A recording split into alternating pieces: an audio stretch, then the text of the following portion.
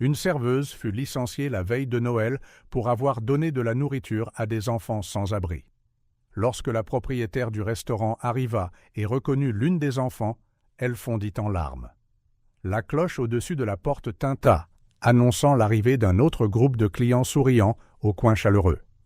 Amélie, ses cheveux grisonnants noués en un chignon désordonné, ajusta son tablier usé et esquissa un sourire fatigué. Son regard, marqué de rides profondes, balaya la salle à manger remplie de tables drapées de nappes blanches et éclairées par des bougies vacillantes.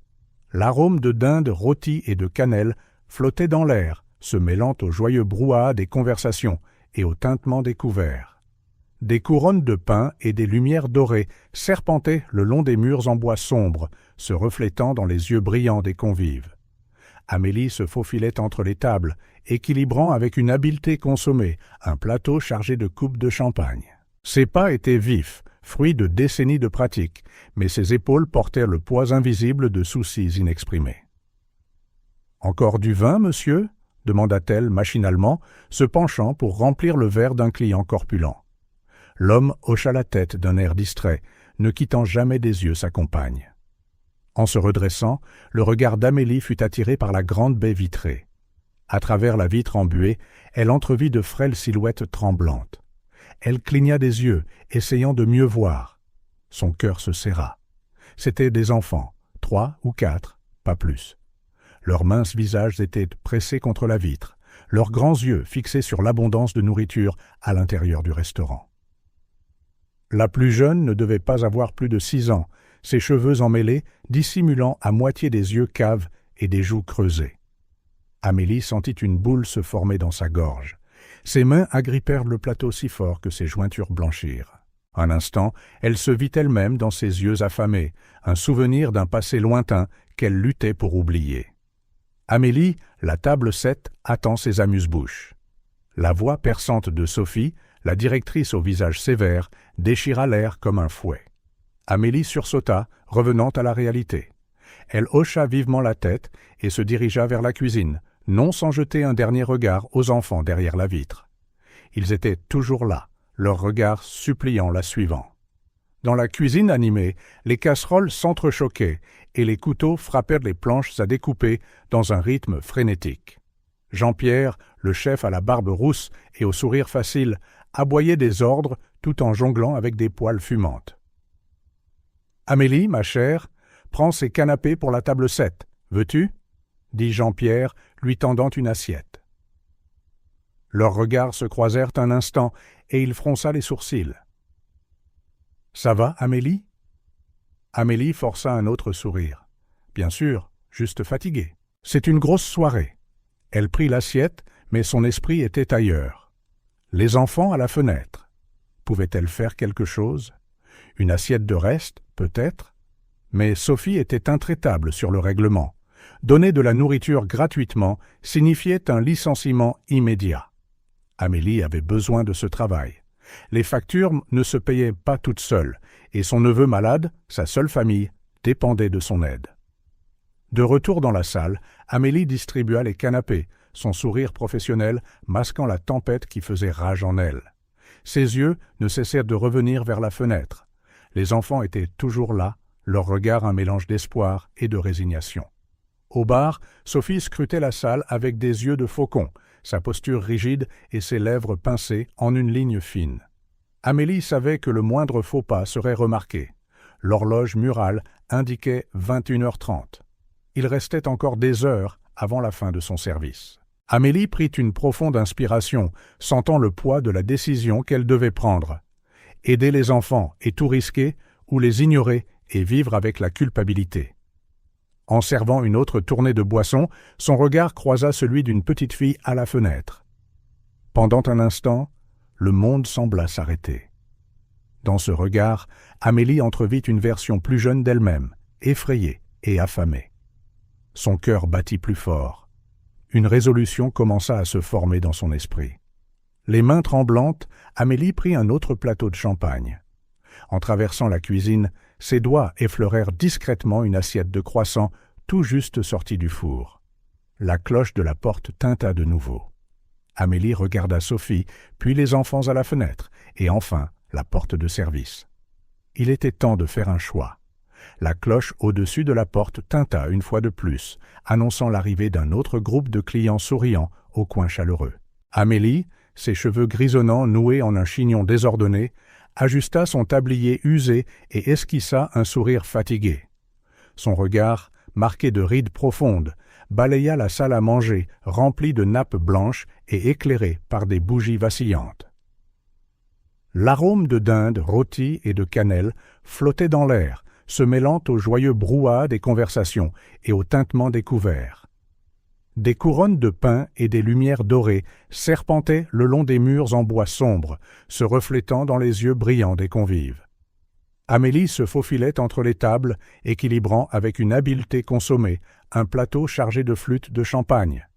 Ses pas étaient vifs, fruits de décennies d'expérience, mais ses épaules portaient le fardeau invisible de soucis inexprimés. « Encore du vin, monsieur ?» demanda-t-elle machinalement, se penchant pour remplir le verre d'un client corpulent. L'homme hocha la tête d'un air distrait, ne quittant jamais des yeux sa compagne. En se redressant, le regard d'Amélie fut attiré par la grande baie vitrée. À travers la vitre embuée, elle devina de frêles silhouettes tremblantes. Elle cligna des yeux, essayant de mieux voir. Son cœur se serra. C'étaient des enfants, 3 ou 4, pas plus. Leurs minces visages étaient pressés contre la vitre, leurs grands yeux fixés sur l'abondance de nourriture à l'intérieur. La plus jeune ne devait pas avoir plus de 6 ans, ses cheveux en bataille dissimulant à moitié des yeux caves et des joues décharnées. Amélie sentit sa gorge se nouer. Ses mains agrippèrent le plateau si fort que ses jointures blanchirent. Un instant, elle vit son propre reflet dans ses yeux affamés, se remémorant un passé lointain qu'elle s'efforçait d'enterrer. « Amélie, la table 7 attend ses amuse-bouches. » La voix acérée de Sophie, la directrice au visage sévère, déchira l'air comme un coup de fouet. Amélie sursauta, revenant à la réalité. Elle hocha vivement la tête et se dirigea vers la cuisine, non sans jeter un dernier regard aux enfants près de la fenêtre. Ils restaient là, leur regard suppliant la suivant. Dans la cuisine en pleine effervescence, les casseroles claquaient et les couteaux tapaient sur les planches à découper à un rythme frénétique.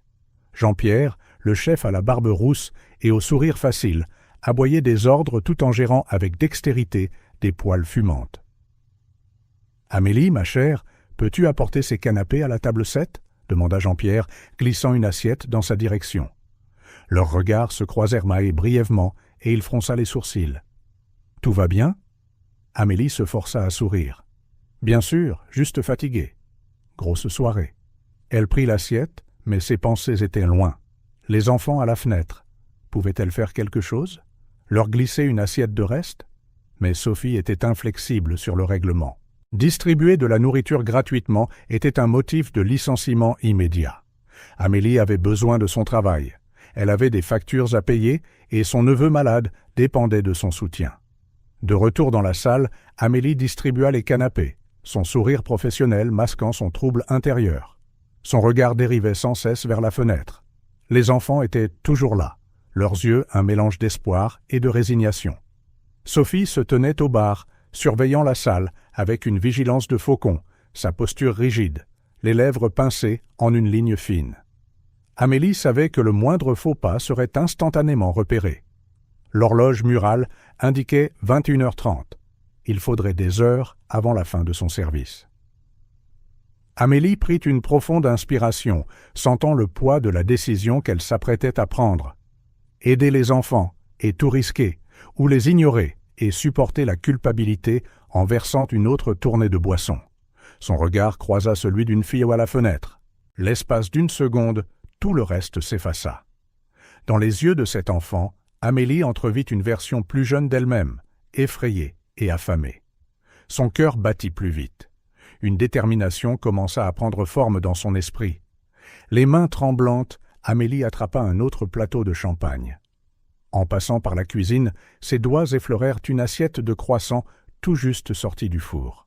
La cloche au-dessus de la porte sonna de nouveau. Amélie regarda Sophie, puis les enfants près de la fenêtre, et enfin vers la porte de service. Il était temps de choisir. L'horloge du coin chaleureux indiquait 23h30, et Amélie sentait le poids de chaque minute. Ses yeux brûlaient de fatigue, mais son esprit tourbillonnait de plans pour aider les enfants qu'elle avait vus plus tôt. Le bourdonnement du restaurant semblait lointain, étouffé par l'urgence de ses pensées. En débarrassant une table récemment libérée, Amélie fit un rapide calcul mental. Combien de petits pains pouvaient disparaître sans éveiller les soupçons? Peut-être quelques fruits décorant les desserts?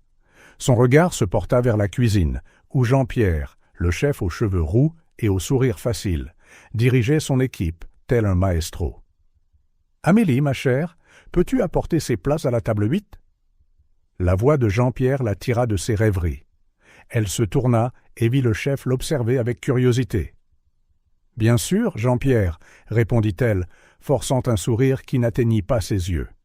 Jean-Pierre fronça les sourcils, se penchant vers elle. « Ça va? Tu as l'air ailleurs ce soir. » Amélie hésita, submergée par une envie soudaine de partager son secret. Jean-Pierre était toujours gentil, compréhensif, mais le risque était trop grand. « Juste fatigué, » murmura-t-elle en saisissant les assiettes.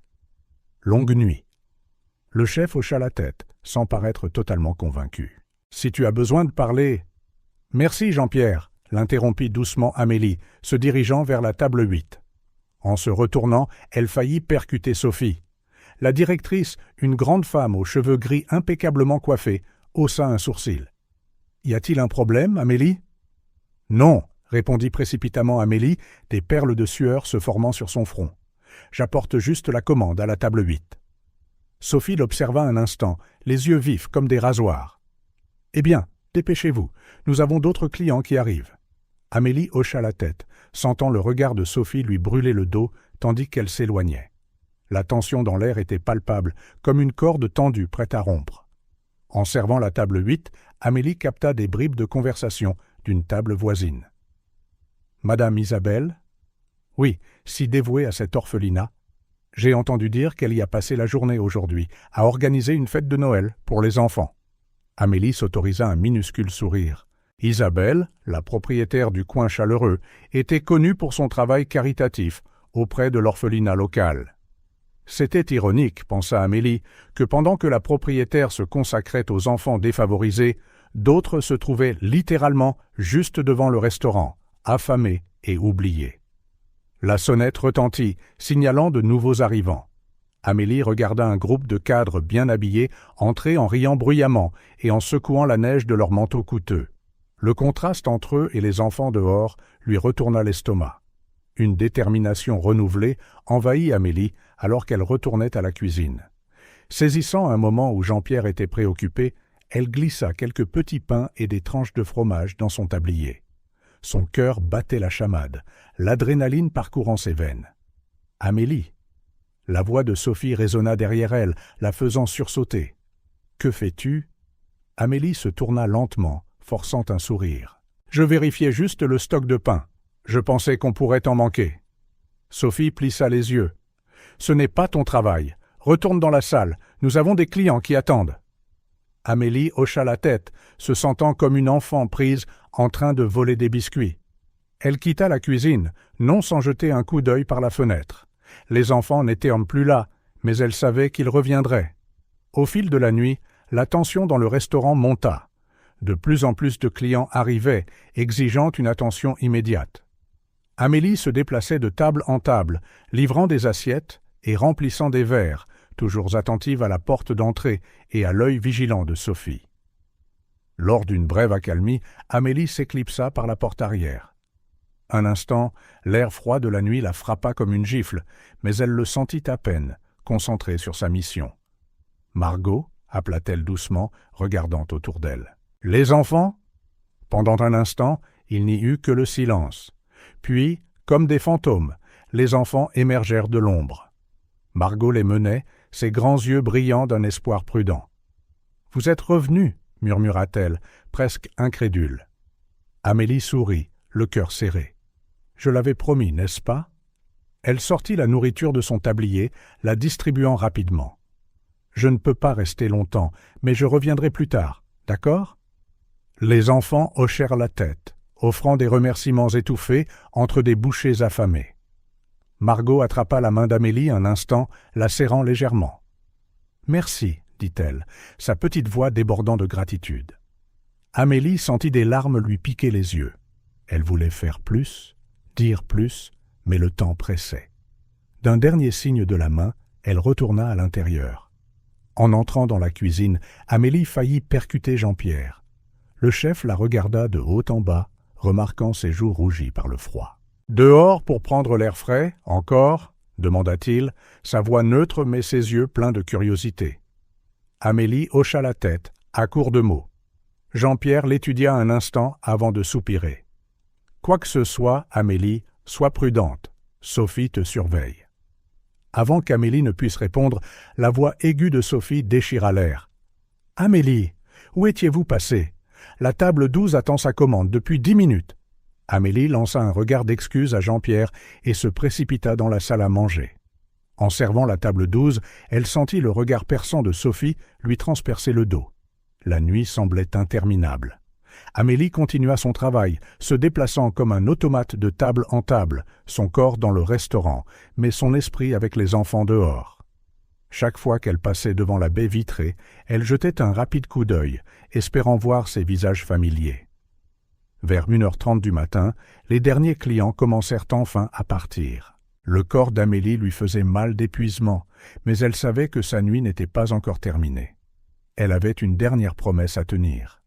En débarrassant les tables, elle rassembla discrètement les restes de pain et d'autres aliments non périssables. Son cœur battait la chamade, pleinement consciente des risques, mais le souvenir des yeux affamés de Margot la stimulait. « Amélie ?» La voix de Sophie la fit sursauter. La directrice se tenait à quelques pas, les yeux plissés de suspicion. « Qu'est-ce que vous croyez faire exactement ?» Amélie déglutit difficilement, sentant le poids de la nourriture cachée dans son tablier. C'était le moment de vérité. Que pouvait-elle dire? Comment pouvait-elle expliquer? L'air crépitait de tension. Amélie savait que ses prochains mots pourraient tout changer. L'horloge du coin chaleureux indiquait 1h45 du matin. Le restaurant était presque vide, les quelques derniers clients récupérant leurs manteaux et se disant des adieux éméchés. Le corps d'Amélie, épuisé mais son esprit en alerte, se déplaçait entre les tables comme une ombre, rassemblant assiettes et couverts. Pourtant, ses yeux étaient fixés sur la baie vitrée.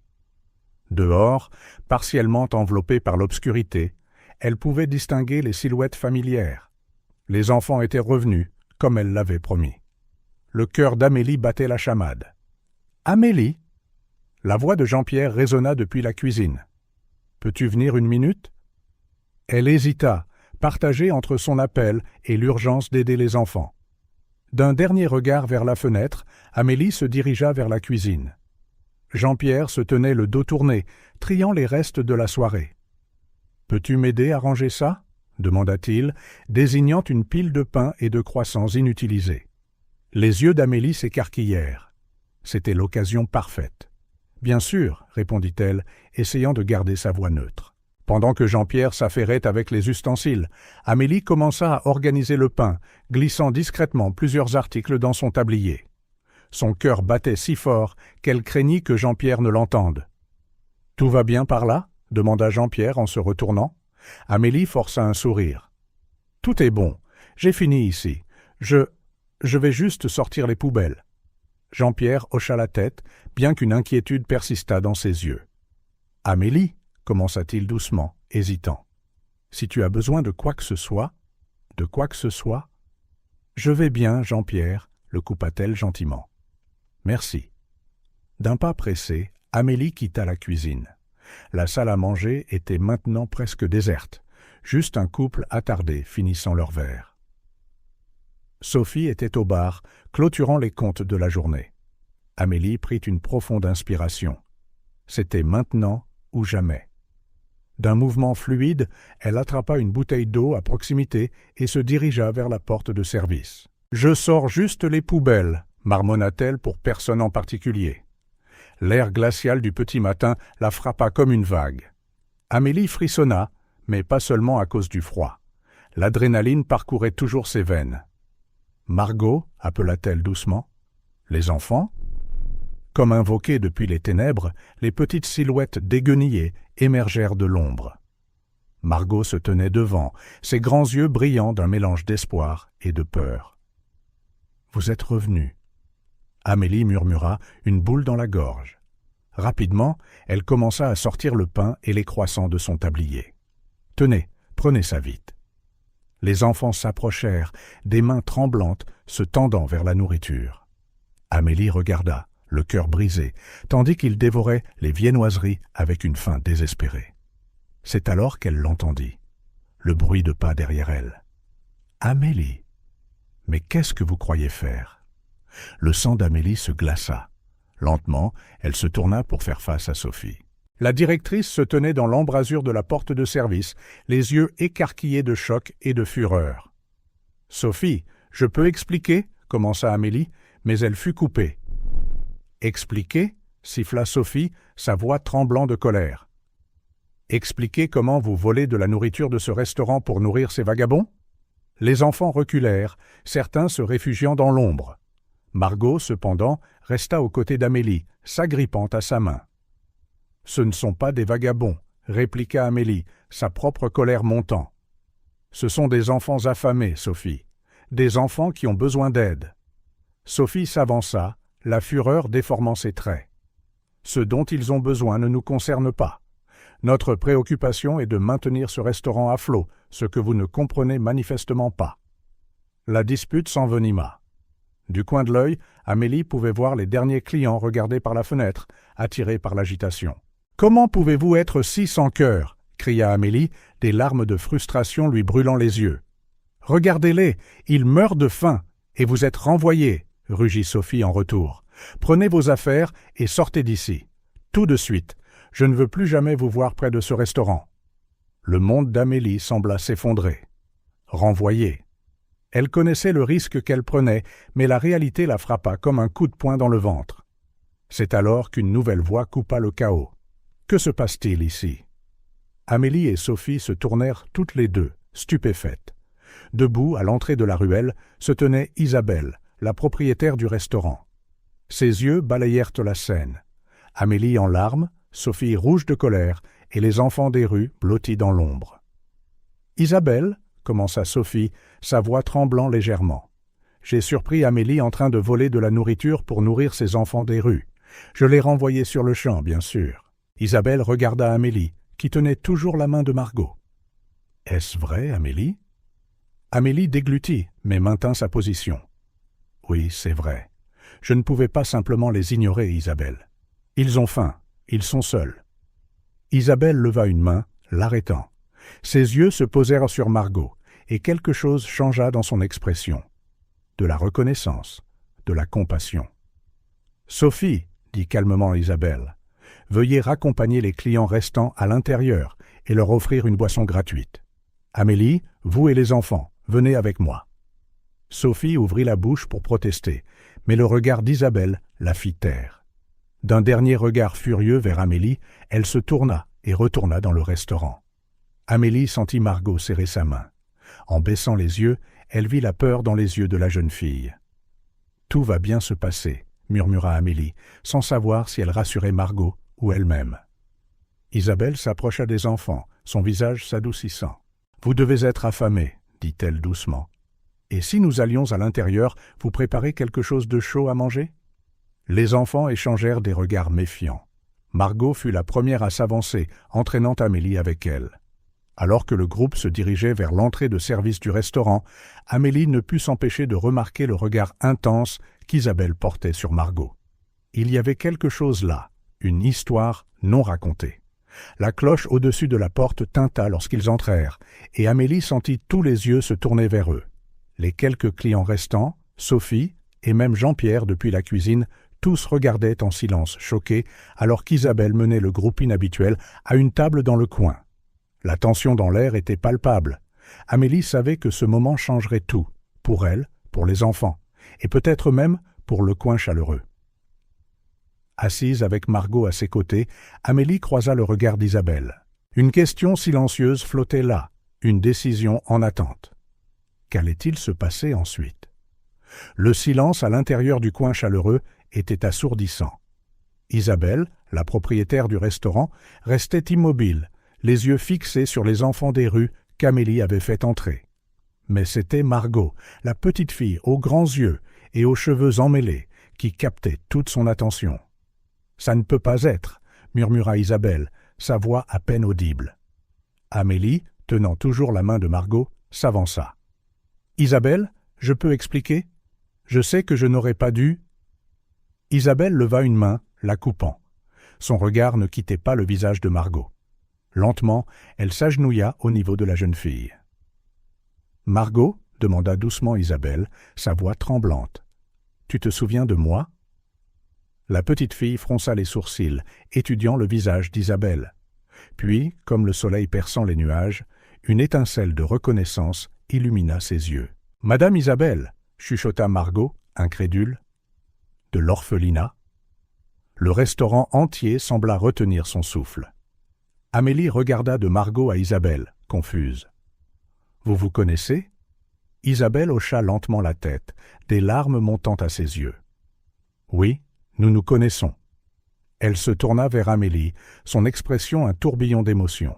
« Je suis bénévole à l'orphelinat local, le week-end. » Margot était l'une des enfants là-bas. Les souvenirs affluèrent dans l'esprit d'Isabelle, vifs et douloureux. Flashback. Isabelle traversait les couloirs de l'orphelinat, portant une boîte de livres donnés. Les rires des enfants résonnaient dans le bâtiment, mais un son différent attira son attention. Un léger sanglot provenant d'un coin sombre. Là, blottie derrière une étagère, se trouvait Margot. Ses petites épaules tremblaient de larmes silencieuses. « Bonjour », dit doucement Isabelle, s'agenouillant à côté de la jeune fille. « Qu'est-ce qui s'est passé, ma chérie ?» Margot leva un visage taché de larmes. « Personne ne veut jouer avec moi, » chuchota-t-elle. « Ils disent que je suis bizarre. » Le cœur d'Isabelle se brisa. Elle posa la boîte et s'assit à côté de Margot. « Tu sais, je me sentais bizarre aussi quand j'étais enfant, » confessa-t-elle. « Mais tu sais quoi ? C'est ce qui nous rend spéciaux d'être différents. » Margot la regarda avec curiosité. « Vraiment ?»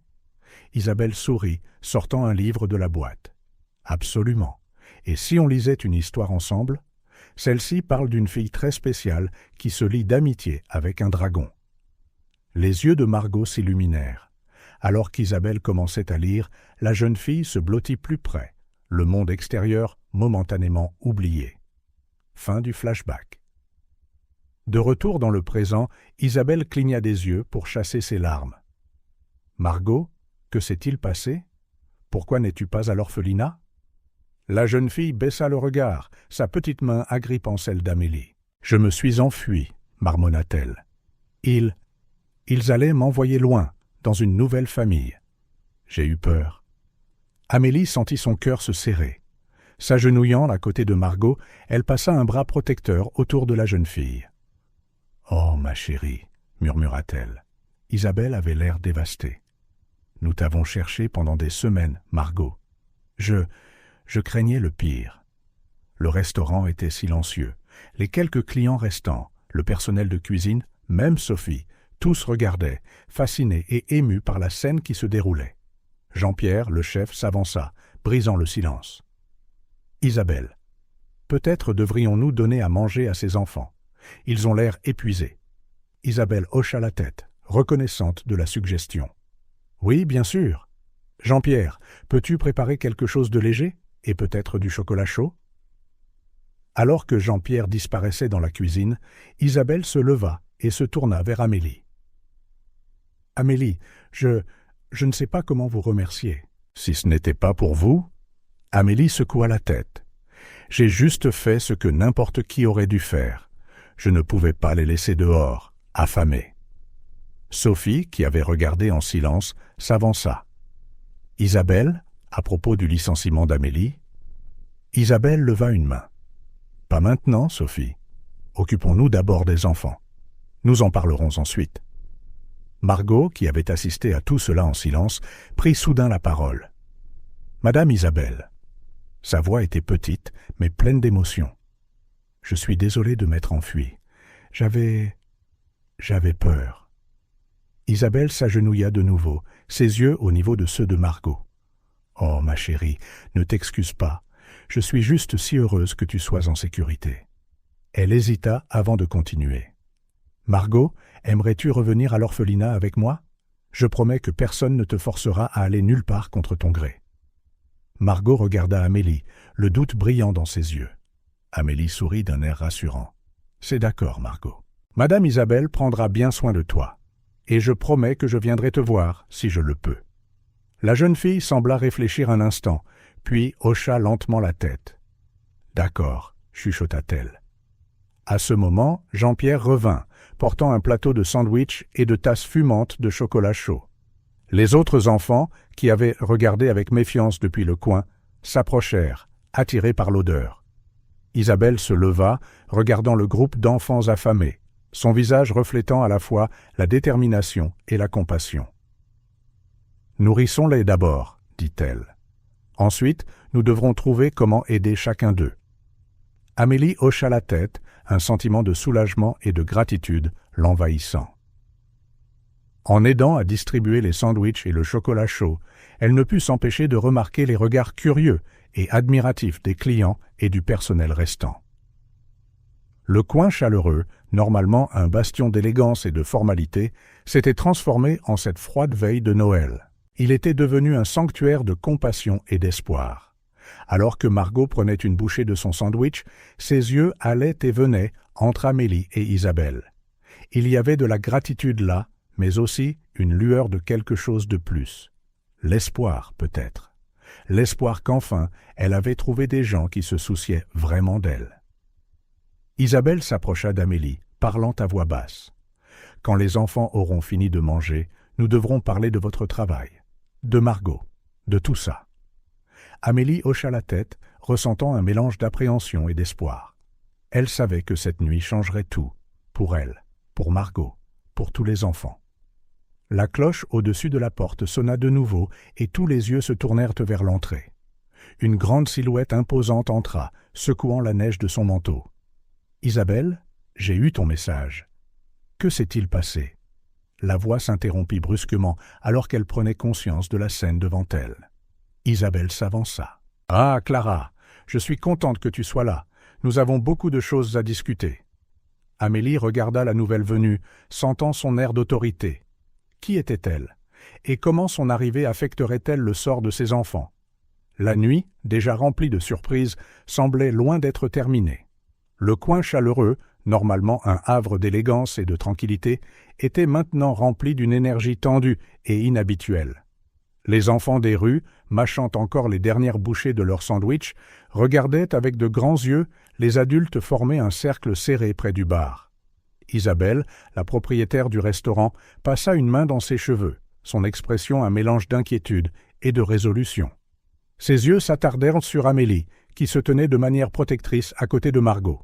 « Amélie, » commença Isabelle, sa voix basse mais ferme, « je dois comprendre exactement ce qui s'est passé ce soir. Depuis combien de temps nourrissez-vous secrètement ces enfants ?» Amélie déglutit, sentant le poids du regard de chacun sur elle. Sophie, en particulier, la fixait avec un mélange de colère et de désapprobation.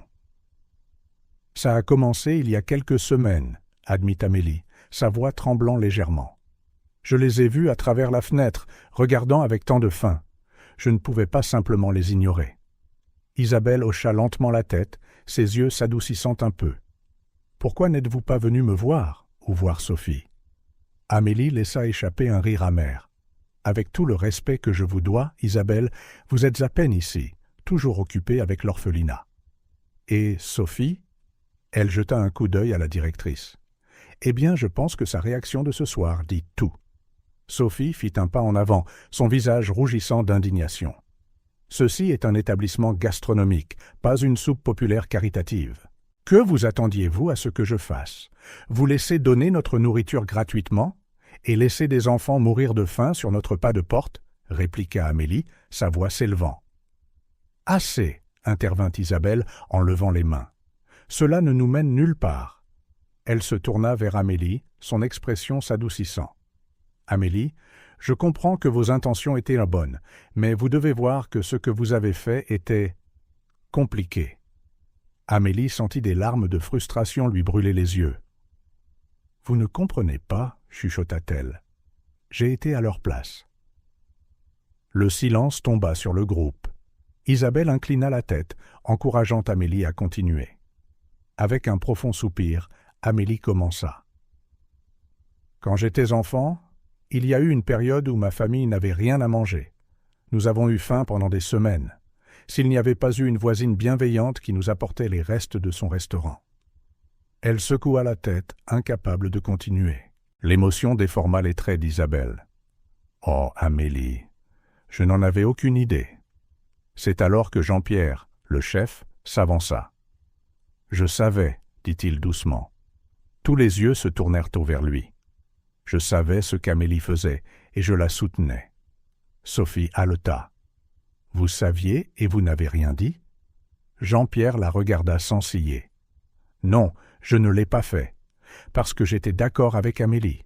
Nous ne pouvions pas simplement ignorer ses enfants. » Isabelle ferma les yeux un instant, comme pour essayer de tout assimiler. Quand elle les rouvrit, son regard se posa sur Margot, qui regardait avec de grands yeux effrayés. « Quant à vous, jeune demoiselle, dit Isabelle, sa voix considérablement plus douce, je suis très inquiète. Pourquoi vous êtes-vous enfuie de l'orphelinat? Savez-vous combien de personnes se sont inquiétées pour vous? » Margot baissa la tête, ses petits doigts tripotant l'ourlet de sa chemise en lambeaux.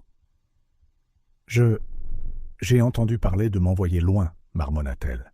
Dans une nouvelle famille. J'ai eu peur. Isabelle s'agenouilla devant Margot, lui prenant doucement les mains. « Oh, ma chérie, nous ne t'enverrions jamais quelque part où tu ne voudrais pas aller. Nous discutions juste de possibilités, pour ton propre bien. » Amélie les regardait, la gorge nouée. Le lien entre Isabelle et Margot était palpable, un mélange de tendresse et d'inquiétude qui dépassait celui d'une simple bénévole et d'une enfant. Sophie, cependant, avait l'air peu impressionnée.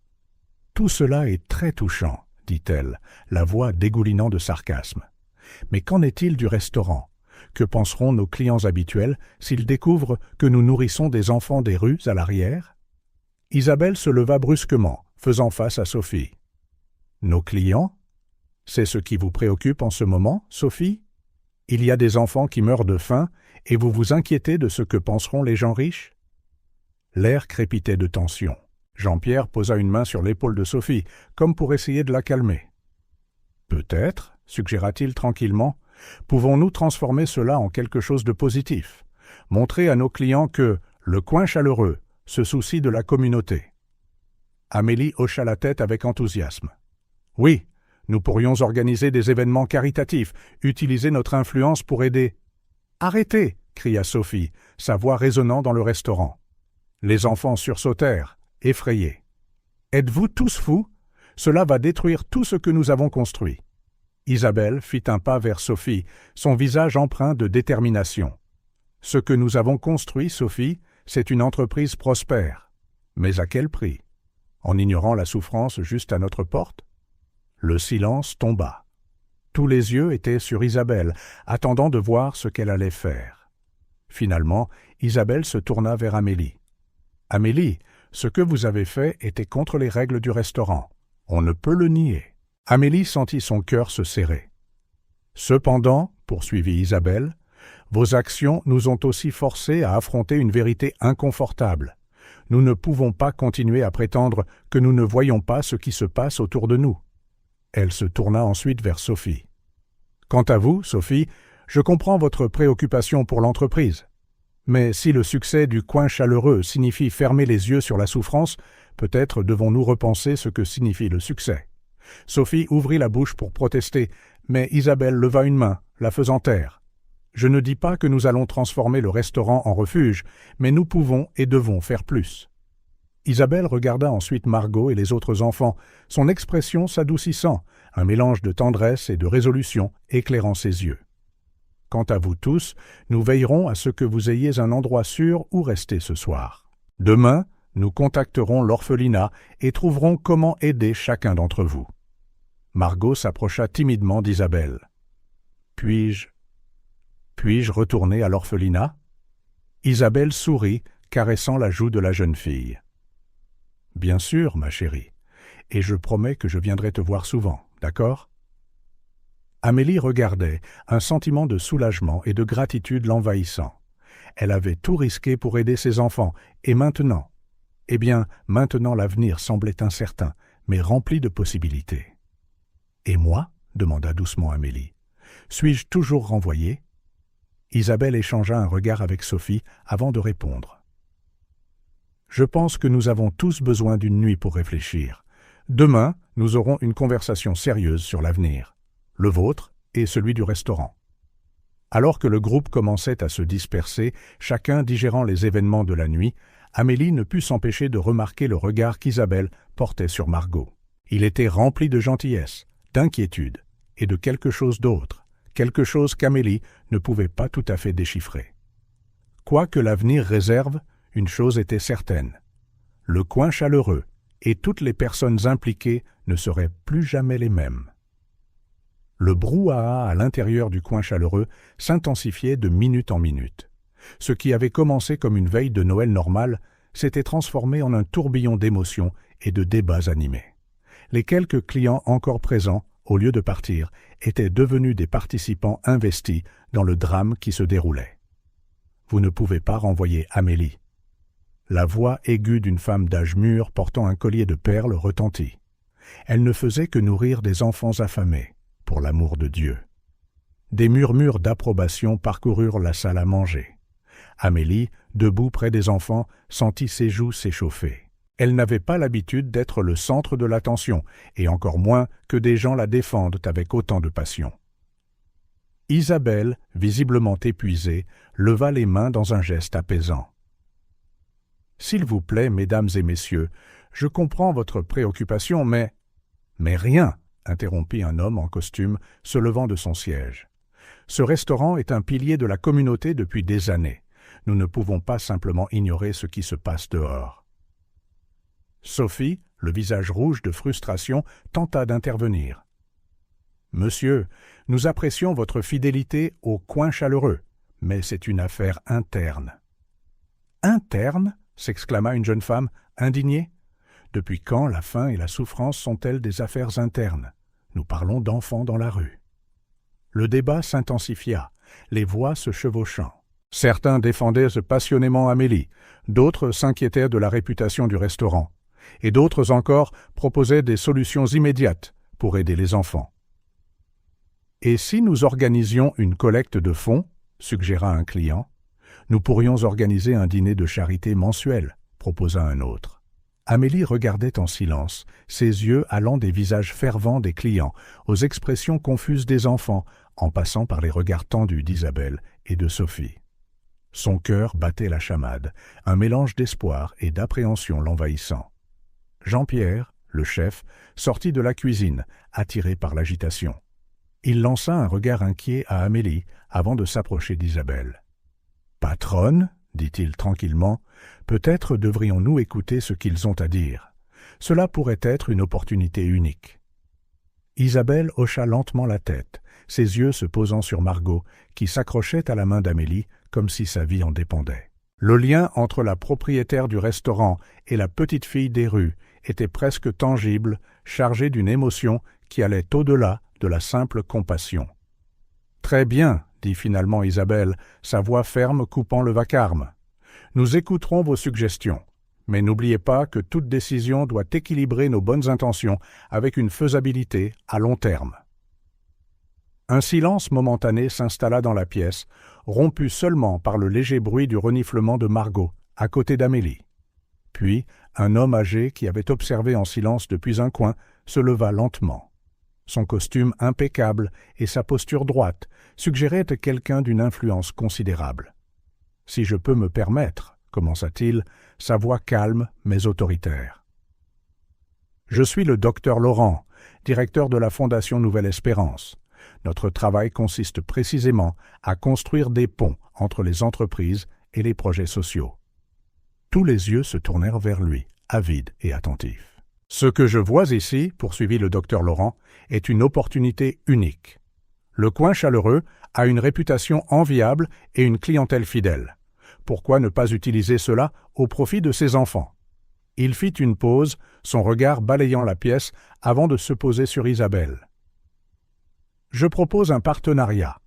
Le restaurant pourrait organiser des événements de collecte de fonds réguliers, dont une partie des bénéfices irait à l'orphelinat et à des programmes pour les enfants des rues. En retour, notre fondation fournirait un soutien logistique et juridique pour s'assurer que tout est fait correctement. Une vague d'approbation parcourut la pièce. Isabelle et Sophie échangèrent des regards étonnés et réfléchis. Amélie, sentant une vague d'espoir, s'avança. Et qu'en est-il des enfants qui ne sont pas dans le système? Ceux qui vivent dans la rue, comme l'était Margot? Le docteur Laurent offrit un doux sourire. Excellente question, ma chère. Une partie du programme pourrait inclure une équipe de travailleurs sociaux pour identifier et aider ces enfants, en leur fournissant non seulement de la nourriture, mais aussi des conseils et, si possible, une réunification familiale ou une orientation vers des foyers appropriés. La tension dans l'air commença à se dissiper, remplacée par un courant de possibilités et d'espoir. Des clients se portèrent volontaires sur le champ, certains sortant même leur chéquier pour faire des dons immédiats. Sophie, qui avait arboré une expression sceptique toute la soirée, sembla reconsidérer. « Est-ce que ça pourrait vraiment marcher ?» murmura-t-elle, plus pour elle-même que pour quiconque. Des larmes montèrent aux yeux d'Isabelle. Elle s'agenouilla à nouveau à côté de Margot, prenant les petites mains de la jeune fille. « Qu'en penses-tu, ma chérie? Aimerais-tu nous aider à réaliser cela ?» Margot, les yeux grands ouverts d'excitation, hocha vigoureusement la tête. « Oui, s'il vous plaît. Puis-je aider d'autres enfants comme moi ?» Le sourire d'Isabelle était radieux. « Bien sûr que tu le peux, mon amour. Tu seras notre consultante spéciale. » Amélie regarda autour d'elle, les émotions tourbillonnant dans sa poitrine. Le soulagement, l'espoir, mais aussi une pointe de tristesse pour son propre passé. En voyant la transformation se dérouler sous ses yeux, elle se demanda si peut-être le moment était venu de partager toute son histoire. Jean-Pierre se glissa à ses côtés, posant une main réconfortante sur son épaule. « C'est toi qui as fait ça, Amélie ?» dit-il doucement. « Tu as lancé quelque chose d'incroyable ici. » Amélie déglutit difficilement, les larmes menaçant de couler. « J'ai juste fait ce qui me semblait juste, » chuchota-t-elle. Le chef sourit, lui donnant une légère pression sur l'épaule. « Parfois, c'est tout ce qu'il faut pour changer le monde. » Alors que la pièce bourdonnait de plans et d'idées, Amélie s'autorisa, pour la première fois de cette nuit mouvementée, à croire vraiment que tout irait bien. Son petit acte de gentillesse avait mis en mouvement quelque chose de bien plus grand qu'elle n'aurait jamais pu l'imaginer. En cette veille de Noël, le Coin Chaleureux n'était plus seulement un restaurant. À ce moment-là, au Coin Chaleureux, l'espoir brillait plus fort que les lumières de Noël. Le Coin Chaleureux bourdonnait d'une énergie inhabituelle aux petites heures du matin de Noël. Ce qui avait commencé comme une soirée raffinée s'était transformé en un forum impromptu de compassion et d'idées nouvelles. Au centre, Isabelle, la propriétaire du restaurant, Sophie, la directrice pragmatique, et Amélie, la serveuse au grand cœur, formaient un trio improbable, lié par les événements extraordinaires de la nuit. C'est dans ce moment d'incertitude collective que Jean-Pierre, le chef aux cheveux roux et au sourire facile, s'avança, s'essuyant les mains sur son tablier. « J'ai une idée, » annonça-t-il, sa voix profonde coupant le brouhaha. Tout le monde se tourna vers lui dans l'expectative. « Et si nous transformions le dîner de Noël de demain en un événement caritatif pour les enfants de l'orphelinat ?» Un silence tomba sur le restaurant, suivi d'une explosion de voix excitées. Isabelle cligna des yeux, décontenancée par l'audace de la proposition. « Jean-Pierre, c'est toute une idée. Mais comment ferions-nous cela avec si peu de préavis ?» Sophie, d'un naturel prudent, fronça les sourcils. « C'est de la folie. Nous avons des réservations, un menu planifié, tout est prêt. Nous ne pouvons pas tout chambouler du jour au lendemain. » Amélie, cependant, sentit une vague d'espoir. « Pourquoi pas ?» lança-t-elle, ses yeux brillants de détermination. « Si nous travaillons tous ensemble, nous pouvons y arriver. » Jean-Pierre hocha la tête avec enthousiasme. « Exactement. Nous pouvons garder le menu original, mais ajouter des options plus simples et plus abordables.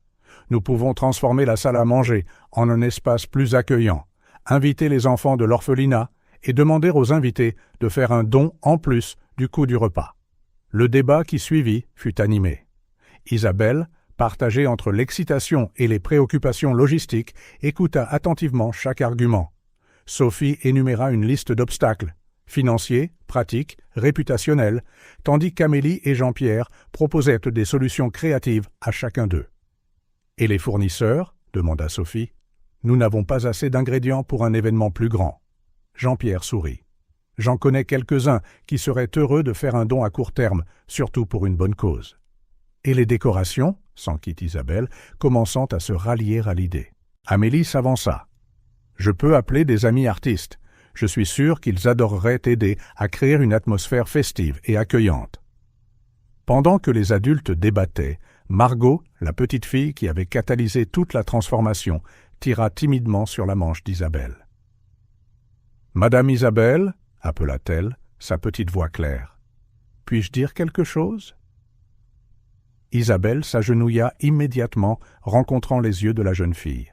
« Bien sûr, ma chérie. »« Qu'y a-t-il » Margot prit une profonde inspiration, rassemblant son courage. « À l'orphelinat, nous avons toujours rêvé d'un Noël comme celui-ci, avec de la bonne nourriture, de jolies décorations et des gens qui se soucient. » Des larmes montèrent à ses yeux. Beaucoup d'enfants là-bas n'ont jamais eu de vrai Noël. La salle à manger entière se tut, émue par les mots simples mais puissants de l'enfant. Isabelle sentit son cœur se tordre, un mélange de compassion et de résolution l'inondant. Amélie, voyant l'émotion sur le visage de chacun, s'avança. « Je veux aider, » dit-elle, sa voix tremblant de résolution. « Je sais que j'ai été renvoyée, mais j'aimerais utiliser la prime que j'aurai pour aider à financer cet événement. » Sophie, qui avait maintenu une attitude sceptique, sembla s'adoucir. « Amélie, vous n'avez pas à faire ça. Nous pouvons discuter de votre travail, mais... » Amélie secoua la tête. « Non, je veux le faire. C'est la bonne chose à faire. » Isabelle se leva lentement, son regard balayant la pièce. Elle vit la détermination sur les visages de son personnel, l'espoir dans les yeux des enfants et l'anticipation des clients qui étaient restés pour assister à tout cela. « Très bien, » dit-elle enfin, la voix épaisse d'émotion. « Faisons-le, mais nous devons penser au-delà de demain. Nous devons réfléchir à la manière d'aider Margot et les autres enfants à long terme. » Jean-Pierre hocha la tête avec empressement. « Et si nous mettions en place un programme régulier? Peut-être un dîner de charité mensuel?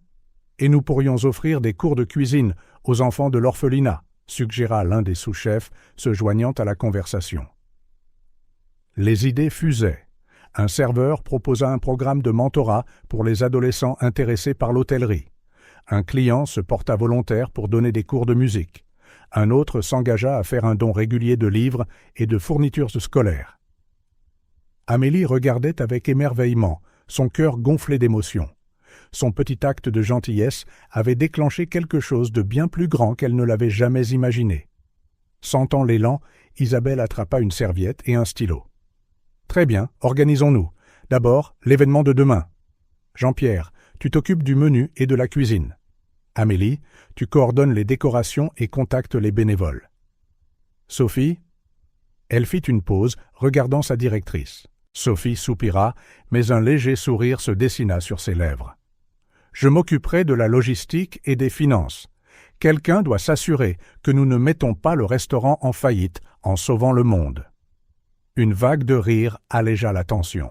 « Génial !» poursuivit Isabelle. « Quant au long terme, nous formerons un comité pour développer ces programmes, en travaillant en étroite collaboration avec l'orphelinat et d'autres organisations locales. » Pendant qu'Isabelle parlait, Amélie remarqua que Margot regardait avec de grands yeux admiratifs.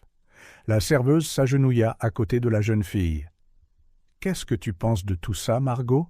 demanda-t-elle doucement. Margot sourit, un sourire authentique qui illumina tout son visage. « C'est comme un rêve, » chuchota-t-elle. « Je n'aurais jamais pensé que tant de gens pouvaient se soucier à ce point. » Amélie sentit des larmes lui piquer les yeux. « Parfois, dit-elle, la voix tremblante, il suffit qu'une seule personne fasse le premier pas. Ensuite, la magie opère. » Entendant cela, Isabelle s'approcha du duo. Elle s'agenouilla, se mettant au niveau des yeux de Margot. Margot, ma chérie, je veux que tu saches que quoi qu'il arrive, tu as une place ici, avec nous. Nous prendrons soin de toi et nous aiderons d'autres enfants comme toi. Je te le promets. » Les yeux de Margot se remplirent de larmes et elle se jeta dans les bras d'Isabelle, dans une étreinte serrée. Le restaurant entier sembla retenir son souffle, témoin de ce moment émouvant.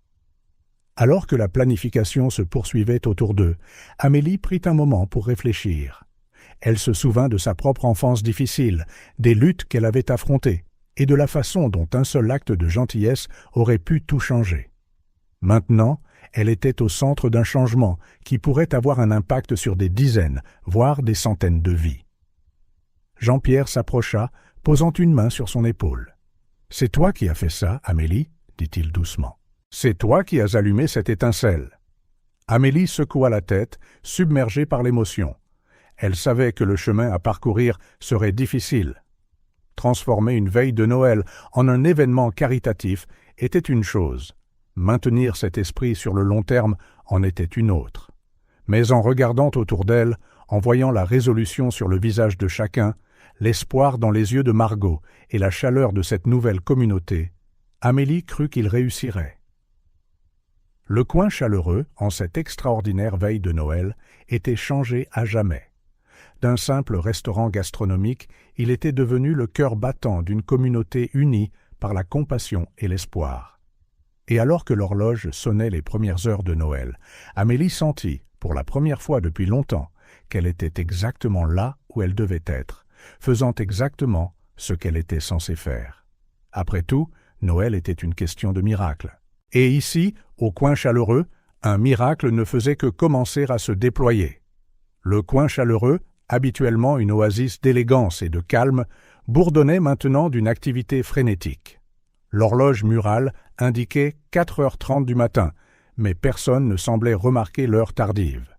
La décision d'organiser un événement caritatif de Noël avait été prise, et c'était maintenant une course contre la montre pour le réaliser. Isabelle, les cheveux en désordre et les yeux brillants de détermination, se tenait au centre du chaos organisé, assignant des tâches et coordonnant les efforts. « Jean-Pierre, j'ai besoin d'un nouveau menu dans 1 heure. Quelque chose que nous pouvons préparer en grande quantité sans sacrifier la qualité, » ordonna-t-elle, sa voix ferme mais bienveillante. Le chef aux cheveux roux hocha la tête, griffonnant déjà des idées sur un carnet. « Je pense à un buffet avec des options chaudes et froides. Nous ferons un rôti de Noël traditionnel, mais inclurons aussi des plats plus simples et réconfortants que les enfants adoreront. » Pendant ce temps, Amélie et un groupe de bénévoles, un mélange de personnel et de clients restés pour aider, réorganisaient la salle à manger. Les tables furent déplacées pour créer des espaces plus ouverts et accueillants. Les décorations de Noël furent repositionnées, transformant le lieu élégant en quelque chose de plus chaleureux et festif. « Nous pouvons utiliser ces petites tables pour créer des coins d'activité pour les enfants, » suggéra Amélie, le visage illuminé d'excitation. « Peut-être un atelier de dessin et un coin lecture ?» Isabelle, passant par là, fut impressionnée par les suggestions d'Amélie. « C'est brillant. Comment en sais-tu autant sur ce dont les enfants ont besoin ?» Amélie hésita brièvement, une lueur de vulnérabilité traversant son visage. « J'ai passé du temps dans un orphelinat quand j'étais enfant, » admit-elle doucement. « Je sais à quel point les petits détails peuvent compter. » Isabelle posa une main de soutien sur l'épaule d'Amélie, une nouvelle compréhension passant entre elles. « Votre perspicacité est inestimable, Amélie. Merci de la partager. » À la surprise générale, Sophie avait pris en charge la logistique avec une efficacité impressionnante. Elle était au téléphone, négociant avec les fournisseurs et organisant des livraisons d'urgence. « Non, nous avons besoin de ces nappes supplémentaires ici dans 2 heures, pas demain, » insistait-elle. « C'est pour un événement caritatif de Noël. Oui, je sais que c'est un préavis court, mais écoutez, si vous faites ça, je m'assurerai que le coin chaleureux fasse affaire exclusivement avec vous l'année prochaine. Marché conclu ? Super. » Isabelle regardait Sophie, un mélange de surprise et d'admiration sur son visage. « Je n'aurais jamais pensé la voir si impliquée dans quelque chose comme ça, » remarqua-t-elle à Amélie. Amélie sourit. Parfois, les gens ont juste besoin de la bonne occasion pour montrer de quoi ils sont capables. La salle à manger prenant forme, Isabelle et Amélie se retirèrent au bureau pour s'occuper de la tâche cruciale de contacter l'orphelinat. Isabelle composa le numéro avec des doigts tremblants. « Bonjour Clara, c'est Isabelle. Désolé, il est si tôt, mais nous avons une situation... Non, rien de grave. En fait, quelque chose de merveilleux. » Pendant qu'Isabelle expliquait, Amélie regarda Margot, qui s'était endormie sur un canapé voisin. La jeune fille avait l'air si petite et vulnérable, mais il y avait une nouvelle paix sur son visage. « Ils viennent !» annonça Isabelle en raccrochant avec un sourire radieux. Clara est ravie. Elle va amener autant d'enfants qu'elle le peut. « Amélie, nous devons penser au transport. Je peux aider avec ça, » offrit une voix depuis l'embrasure de la porte. C'était le docteur Laurent, le client qui avait suggéré de s'associer à sa fondation. « J'ai des contacts qui peuvent fournir des camionnettes. » La nouvelle se répandit rapidement, injectant une nouvelle énergie dans l'équipe. Jean-Pierre sortit de la cuisine, sentant les épices et les sauces. « Le menu est prêt, » annonça-t-il. « Nous avons de la dinde rôtie, bien sûr, mais aussi du macaroni au fromage, des nuggets de poulet maison, une variété de salades et plein de desserts. Oh, et je prépare un chocolat chaud spécial pour les enfants. » Amélie ne put s'empêcher de sourire à la mention du chocolat chaud. « Ils vont adorer ça, » dit-elle, se rappelant comment une simple tasse de chocolat chaud lui avait autrefois semblé un luxe inimaginable. Alors que l'aube se levait, peignant le ciel de nuances de rose et d'or, le coin chaleureux était méconnaissable. L'élégant espace de restauration était devenu chaleureux et accueillant. Des tables d'activité étaient installées, garnies de papier de couleur et de crayons. Un coin lecture douillet était aménagé, empilé de coussins et de livres pour enfants donnés. Sophie, arborant des cernes sombres sous les yeux, mais un regard de détermination inébranlable, vérifia sa liste pour la 10e fois. Nourriture, ok. Décoration, ok. Activité, ok. Transport. Docteur Laurent, les camionnettes sont en route ? Il hocha la tête en souriant. Elles arriveront dans environ 30 minutes. Les enfants devraient être là avant midi. Isabelle inspecta la pièce, croyant à peine à la transformation. Son regard se posa sur Amélie, qui aidait Margot à choisir une robe parmi les vêtements donnés qui avaient afflué pendant la nuit. Amélie, appela doucement Isabelle. Lorsque la serveuse s'approcha, elle poursuivit. Je veux juste vous remercier pour tout. Votre petit acte de gentillesse a déclenché quelque chose d'extraordinaire ici. Amélie sentit des larmes lui piquer les yeux. Je n'ai fait que ce que je pensais être juste, murmura-t-elle. Et c'est pourquoi je veux que vous dirigiez notre nouveau programme de sensibilisation communautaire, dit Isabelle, prenant Amélie par surprise. Votre expérience et votre compassion sont exactement ce dont nous avons besoin. Avant qu'Amélie ne puisse répondre, Margot accourut, tournoyant dans sa nouvelle robe rouge. « Regarde, Amélie, regarde, Madame Isabelle, je ressemble à une princesse de Noël. » Elles rirent toutes les deux, l'excitation de l'enfant étant contagieuse. « Tu es magnifique, Margot, » dit Isabelle en s'agenouillant. « Prête à accueillir tes amis de l'orphelinat ?» Margot hocha la tête avec enthousiasme, puis hésita. « Est-ce qu'ils pourront rester ici aussi, comme moi ?» Isabelle échangea un regard significatif avec Amélie avant de répondre. « Nous ferons tout notre possible pour aider chacun d'entre eux, Margot, » promit-elle. « Ce n'est que le début. » Le bruit des klaxons annonça l'arrivée des camionnettes. Jean-Pierre sortit de la cuisine, le visage maculé de farine, mais souriant jusqu'aux oreilles. Sophie redressa sa posture, prête à recevoir les invités. Le docteur Laurent et d'autres bénévoles s'alignèrent, prêts à aider. Amélie sentit une vague d'émotion. Il y a quelques heures à peine, elle était sur le point de perdre son emploi pour avoir nourri une poignée d'enfants affamés. Maintenant, elle se tenait au centre de quelque chose de bien plus grand, quelque chose qui pourrait vraiment changer des vies. Alors que les portes du coin chaleureux s'ouvraient pour accueillir les enfants de l'orphelinat, Amélie sut que ce matin de Noël n'était que le début d'un voyage incroyable, un voyage de compassion, de communauté et de transformation. L'arôme de dinde rôtie et de chocolat chaud emplissait l'air, se mêlant au son des rires enfantins qui résonnaient dans la salle à manger. Le coin chaleureux, en ce matin de Noël, n'était plus seulement un restaurant. C'était un foyer, un havre, un lieu d'espoir. Et au centre de tout cela se tenait Amélie, la serveuse qui avait osé faire la différence. Avec Margot s'agrippant à sa main et Isabelle à ses côtés, elle s'avança pour saluer le premier de nombreux invités, le cœur débordant de gratitude et de détermination. Le miracle de Noël du coin chaleureux ne faisait que commencer. Le soleil de midi baignait le coin chaleureux d'une lumière dorée, alors que les portes s'ouvraient pour accueillir les invités spéciaux. Le bourdonnement excité qui avait rempli l'air céda la place à un silence respectueux lorsque les premiers enfants de l'orphelinat franchirent le seuil. Les yeux écarquillés, ils découvrirent les décorations festives, les tables chargées de nourriture et les sourires chaleureux qui les accueillaient. Beaucoup n'avaient jamais été dans un endroit aussi élégant, et la magie du moment était presque tangible. Amélie, debout à côté d'Isabelle à l'entrée, sentit son cœur se serrer devant le mélange d'émotions sur les visages des enfants. L'émerveillement, la timidité et un espoir prudent presque douloureux à voir. Margot, dans sa robe rouge, fut la première à briser le charme. Avec un cri de joie, elle courut pour étreindre ses amis, son bonheur contagieux se propageant rapidement aux autres.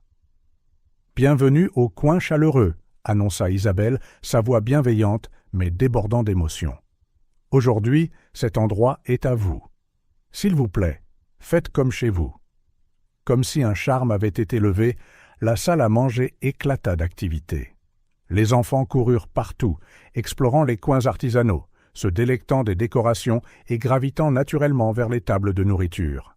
Jean-Pierre, dans son élément, servait fièrement assiette après assiette, décrivant chaque plat avec un enthousiasme contagieux. « Ceci, c'est notre dinde de Noël spéciale », expliqua-t-il à un groupe d'enfants curieux. « Et par ici, nous avons du macaroni au fromage, fait avec 3 sortes de fromages différents. » La délicieuse odeur de la nourriture fraîchement préparée remplissait l'air, se mêlant au son des rires et des conversations animées.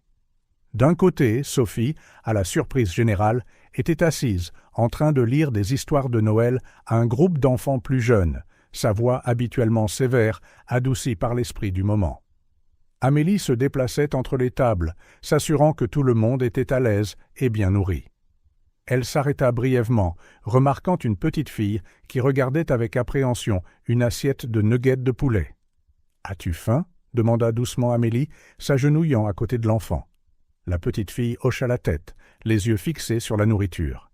« Je n'ai jamais vu autant de nourriture avant », chuchota-t-elle. Amélie sentit une boule monter dans sa gorge, alors que des souvenirs de ses propres jours à l'orphelinat refaisaient surface. « Eh bien, aujourd'hui, tu peux manger autant que tu veux, » dit-elle en plaçant quelques nuggets dans l'assiette de l'enfant. « Et devine quoi ? Il y a du dessert après. » Les yeux de l'enfant s'illuminèrent alors qu'elle souriait timidement avant de commencer à manger. Amélie s'attarda un instant de plus, le cœur rempli d'émotions contradictoires. De l'autre côté de la pièce, Isabelle remarqua l'interaction et fut frappée par le lien qu'Amélie semblait partager avec les enfants. Il y avait quelque chose dans son expression, un mélange de compréhension et de tristesse, qui piqua la curiosité d'Isabelle. Au fil de l'après-midi, l'atmosphère au coin chaleureux évolua en une véritable célébration de la communauté et de la compassion. Les habitués de longue date se mêlaient aux enfants de l'orphelinat, écoutant leurs histoires, offrant des mots d'encouragement et, dans de nombreux cas, promettant un soutien continu. Dans un moment particulièrement émouvant, Margot se leva sur une chaise, appelant l'attention de tous. Sa voix tremblait, mais elle continua. « Je veux juste vous remercier tous. Je pensais que personne ne se souciait des enfants comme nous. Mais aujourd'hui, je sais qu'il y a de bonnes personnes dans le monde. » Pas un seul œil n'était sec quand elle termina. Sentant le moment, Isabelle prit un micro. « Chers amis, » commença-t-elle, la voix épaisse d'émotion. « Ce dont nous sommes témoins aujourd'hui est plus qu'un simple dîner de Noël. C'est un rappel du pouvoir de la compassion et de l'importance du soutien communautaire. » Elle fit une pause, laissant son regard parcourir la pièce. Chaque enfant ici mérite l'amour, la sécurité et des opportunités. Et c'est à nous, en tant que communauté, de veiller à ce qu'il les ait. Le coin chaleureux s'engage à faire sa part, mais nous avons besoin de vous tous. » Les mots d'Isabelle semblèrent toucher une corde sensible. Instantanément, les offres d'aide affluèrent. Un propriétaire d'entreprise locale promit des bourses d'études. Un enseignant à la retraite se porta volontaire pour donner des cours de soutien scolaire. Des familles proposèrent d'accueillir des enfants le week-end. Amélie, en écoutant, sentit que son cœur allait éclater. Elle se retrouva à partager sa propre histoire avec un groupe d'enfants plus âgés, expliquant comment elle avait surmonté les défis de grandir dans un orphelinat. « Vous êtes forts, leur dit-elle, la voix chancelante. Et maintenant, vous avez des gens qui croient en vous. Ne l'oubliez jamais. » Isabelle, passant par là, surprit la fin du discours d'Amélie. Elle s'arrêta, posant une main douce sur l'épaule de la serveuse. « Vous êtes incroyable avec eux, » remarqua doucement Isabelle. Amélie tamponna ses larmes en souriant d'un air tremblant. « Je sais juste ce que ça fait d'être de l'autre côté. » Isabelle hocha la tête, comprenant enfin la profondeur du lien d'Amélie avec ses enfants. « Vous avez transformé votre douleur en compassion, Amélie. C'est un don précieux. » Alors que le soleil commençait à se coucher, jetant une lueur chaude à travers les fenêtres du coin chaleureux, l'événement atteignit son apogée. Des enfants le ventre plein et le sourire aux lèvres jouaient ou somnolaient dans des coins douillets. Des adultes échangeaient leurs coordonnées et faisaient des plans pour de futures collaborations. Au centre de tout cela, Amélie, Isabelle et Margot formaient un trio inséparable. Margot, épuisée mais rayonnante, se blottit dans les bras d'Isabelle, tandis qu'Amélie regardait avec un sourire tendre. « Que se passe-t-il maintenant ?» demanda Margot, les paupières lourdes de sommeil. Isabelle échangea un regard significatif avec Amélie avant de répondre. « Maintenant, ma chérie, nous commençons à construire un avenir meilleur, pour toi et pour tous les autres enfants. » Amélie hocha la tête, sentant une nouvelle résolution s'agiter en elle. « Et nous le ferons ensemble. » Alors que le coin chaleureux terminait sa journée de rédemption, il était clair pour toutes les personnes présentes que ce n'était pas une fin, mais un commencement. Un voyage de compassion, de communauté et de transformation qui promettait de changer non seulement la vie des enfants, mais aussi celle de toute la ville. Au cœur de cette transformation se trouvaient 3 âmes improbables, réunies par le destin. Isabelle, la propriétaire du restaurant au cœur d'or, Amélie, la serveuse qui a transformé sa propre douleur en un phare d'espoir, et Margot, l'enfant des rues dont le courage les a tous touchés. Après tout, Noël était une question de miracle. Et au coin chaleureux, un tel miracle avait fleuri, destiné à grandir pendant de nombreuses années. Au moment où les derniers invités quittèrent le coin chaleureux, le soleil avait commencé à se coucher. L'air était épais de l'arôme persistant du festin et des échos des rires d'enfants. Isabelle se tenait là, un mélange d'épuisement et d'accomplissement, regardant son personnel commencer à ranger la salle à manger. Amélie était près de la fenêtre, contemplant l'horizon teinté d'orange. Ses mains tremblaient légèrement et ses épaules étaient tendues, des signes qui n'échappèrent pas à l'attention d'Isabelle. « Amélie !» appela doucement Isabelle en s'approchant d'elle. « Ça va ?» Amélie se tourna, ses yeux brillants de larmes non versées. « Isabelle, je dois vous dire quelque chose. En privé, si c'est possible. » Inquiète et intriguée, Isabelle hocha la tête, guidant Amélie vers son bureau à l'arrière du restaurant. Elle ferma la porte, créant un cocon d'intimité. « Que se passe-t-il, Amélie ?» demanda doucement Isabelle, s'asseyant et faisant signe à Amélie de faire de même. Amélie prit une inspiration tremblante, ses mains se tordant anxieusement sur ses genoux. « Isabelle, la raison pour laquelle je me soucie tant de ces enfants, la raison pour laquelle j'ai tout risqué pour les aider, c'est parce que j'ai été là où ils sont. » Isabelle inclina la tête, confuse. « Que voulez-vous dire ?»« Amélie fit une pause, rassemblant son courage. « J'ai grandi dans le même orphelinat que Margot. » Le silence était assourdissant. Isabelle eut l'impression que le sol s'était dérobé sous ses pieds. « Vous étiez orpheline ?» Amélie hocha la tête, des larmes coulant enfin sur ses joues. J'ai été abandonné, bébé. J'ai passé mes 12 premières années dans cet orphelinat. La révélation flottait entre elles, comme un poids lourd. Isabelle luttait pour parler. Je n'en avais aucune idée. Le regard d'Amélie se tourna vers l'intérieur, des souvenirs refaisant surface avec une netteté saisissante. Flashback. Une Amélie de 8 ans était assise seule dans la cour de l'orphelinat, regardant les autres enfants jouer. Sa robe était délavée et rapiécée, ses chaussures trop usées pour sa taille. « Amélie » appela une voix. C'était Madame Dubois, la directrice de l'orphelinat. « Viens, ma chérie.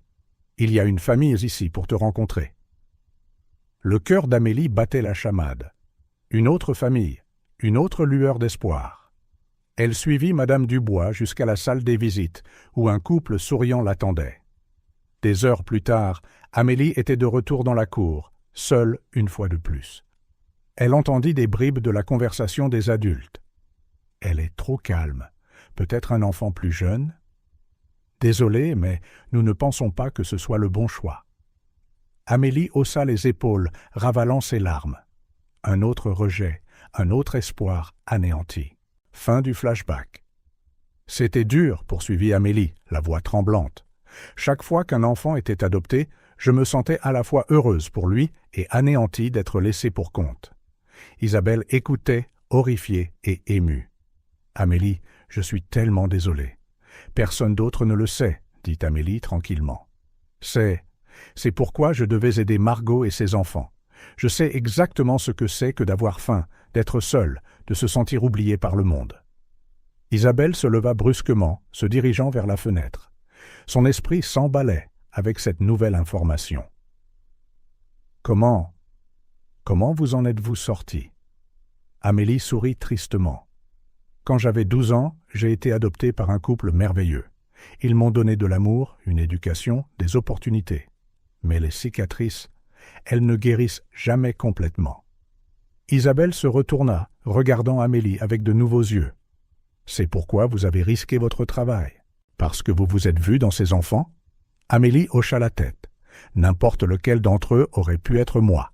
Et je me suis promis que si j'avais un jour la chance de faire une différence, je le ferais. Elles se turent, le bureau lourd d'émotions et de compréhension nouvellement découverte. « Amélie, » commença Isabelle, la voix tremblante, « je suis désolée. Désolée de ne jamais l'avoir remarqué, de ne pas avoir compris. » Amélie se leva, s'approchant d'Isabelle. « Ce n'est pas votre faute. Je ne l'ai jamais dit à personne ici. Mais maintenant, après tout ce qui s'est passé, après avoir rencontré Margot, » elle fit une pause, rassemblant ses pensées. « Isabelle, le système d'adoption et de placement familial peut être compliqué et souvent défaillant. Mais avec des gens qui se soucient vraiment, qui veulent vraiment faire une différence, nous pouvons changer des vies. » Isabelle hocha la tête, des larmes coulant sur ses joues. « Vous avez raison, et nous ferons cette différence, Amélie. Ensemble !» Un léger coup à la porte les interrompit. Elle s'ouvrit lentement, révélant Margot, ses yeux curieux, regardant avec inquiétude.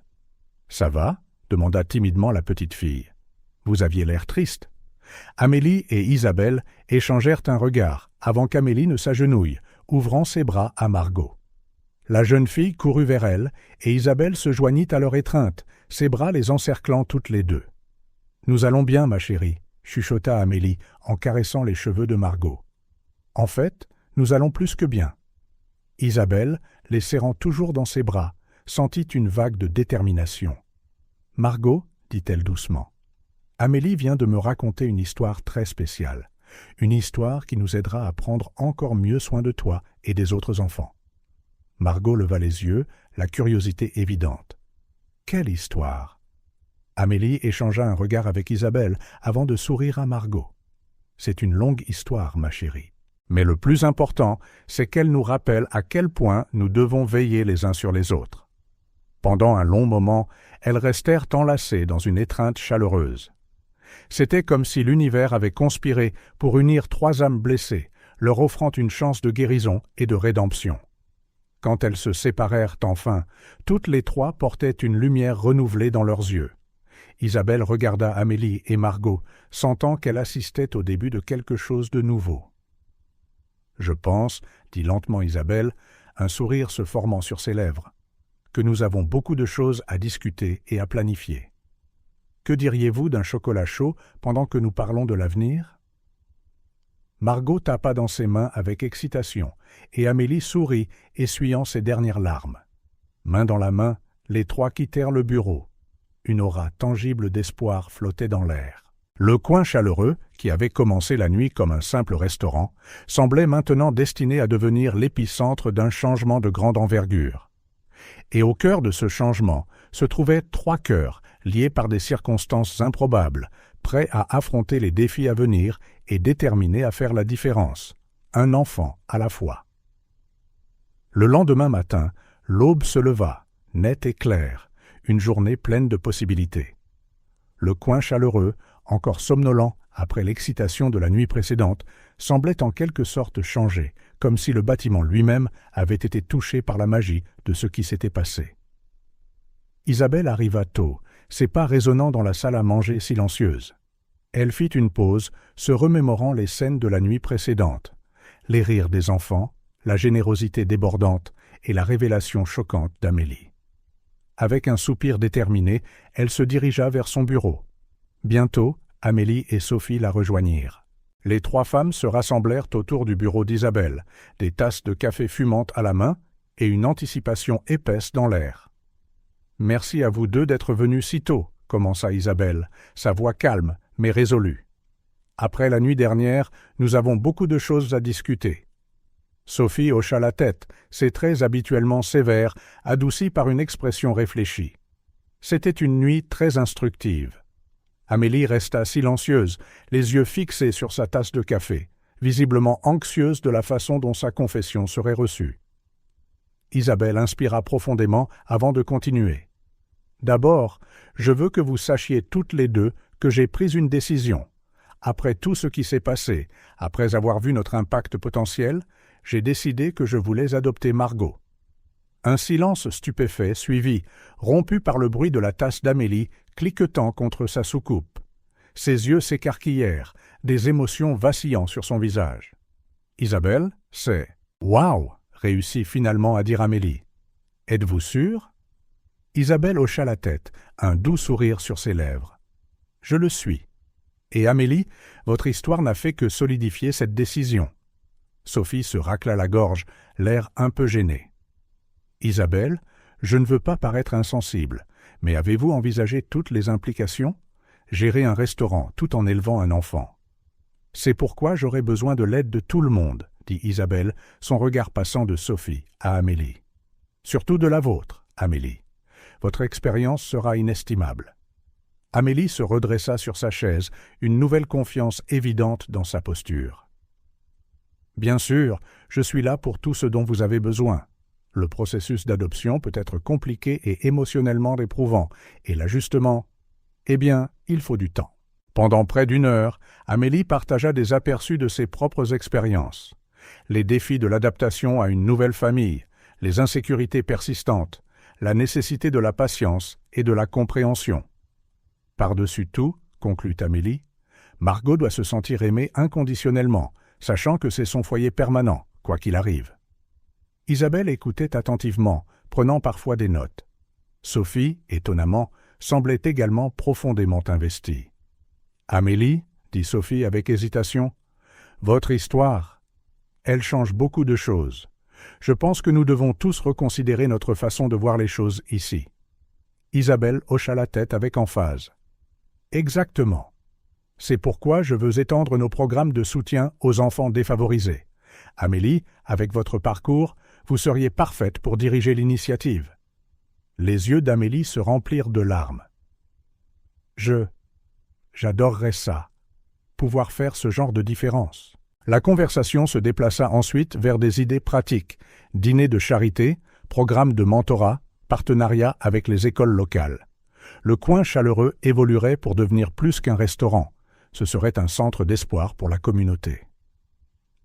À la fin de la réunion, un sentiment tangible de but et d'unité persistait parmi les trois femmes. Sophie, à la surprise de tous, fut la première à offrir son aide pour le côté logistique du programme.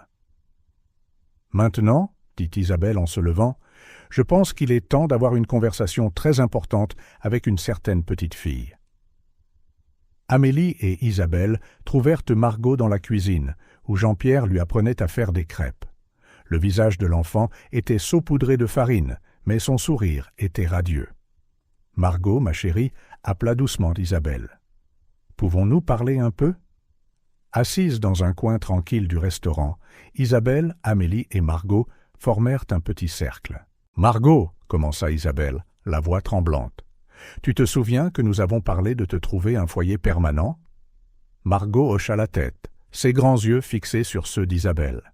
« Eh bien, j'ai réfléchi et j'ai parlé avec Amélie, et je voulais savoir ce que tu penserais si je t'adoptais, si tu venais vivre avec moi, pour de bon. » Le silence qui suivit sembla une éternité.